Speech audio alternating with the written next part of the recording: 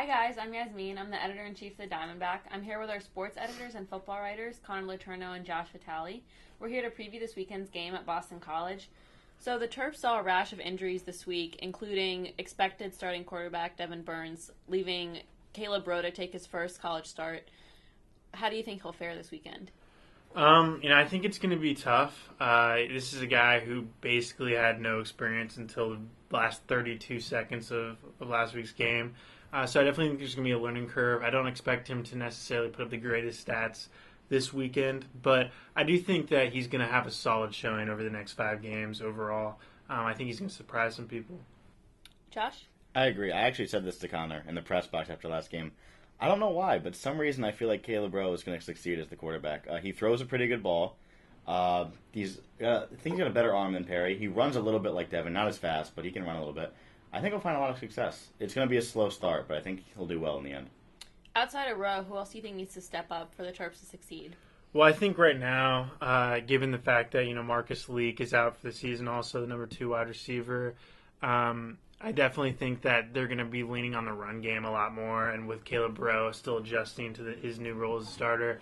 So Wes Brown's going to really need to step up, not only this weekend, but really the whole season. They're going to need him to put up performances like he did last week against NC State for them to stay competitive. Josh?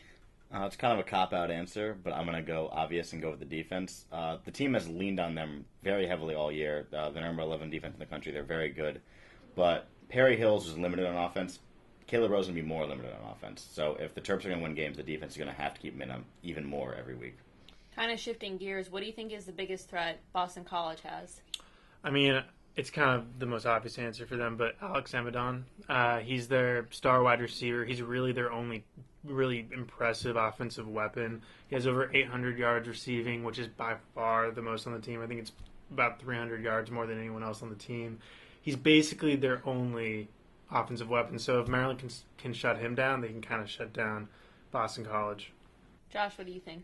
I think it's the guy getting him the ball, quarterback Chase Reddick. Brian Stewart, the Terps defensive coordinator, talked about him this week, said he's one of the more accurate passers in the ACC, throws a really good ball.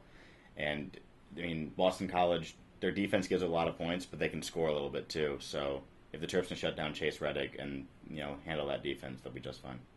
So given all the circumstances surrounding this weekend's game, what's your final prediction for the score?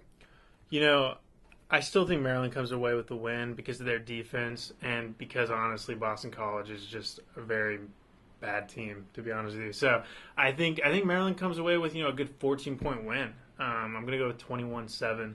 I think Caleb Rowe struggles a little bit, but he's able to get the job done. Josh? I think it's going to actually be a high-scoring game by the Terps standards. I'm going to say the Terps win 27-13. It's one of those games where the offense doesn't play that well, but somehow they put a lot of points on the board, just maybe causing a turnover on defense or getting a special teams play from Stephon Diggs. I'm going to say 27-13 Terps. Thanks for joining us. Check back Monday as we recap this weekend's game.